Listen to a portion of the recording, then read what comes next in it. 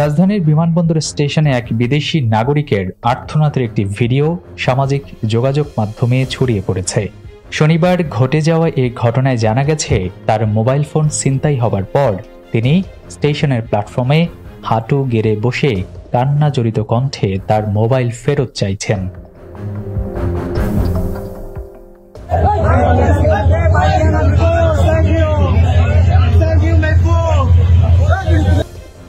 Dhaka railway থানার OC Joynal Abedin জানান, ভুক্তভোগী আনুষ্ঠানিকভাবে পুলিশের কাছে অভিযোগ করেননি। তারপরও তাকে খুঁজে বের করার চেষ্টা চলছে। একই সঙ্গে স্টেশনের সিসি ক্যামেরার ফুটেজ পর্যালোচনা করে ছিনতাইকারীকে শনাক্ত এবং মোবাইল উদ্ধারের চেষ্টা চলছে। ভাইরাল ভিডিওতে দেখা যায়, বিদেশি নাগরিক ট্রেনের ছাদে থাকা কিছু মানুষের দিকে তাকিয়ে কথা বলছেন। তিনি আর্তনাদ করছেন আর বলছেন, আমার ফোন ফেরত দাও। আশেপাশে থাকা যাত্রীরা হতভম্ব হয়ে দৃশ্যটি দেখছিলেন। এই ঘটনা রাজধানীর গণপরিবহনের নিরাপত্তা পরিস্থিতি নিয়ে নতুন করে প্রশ্ন তুলেছে।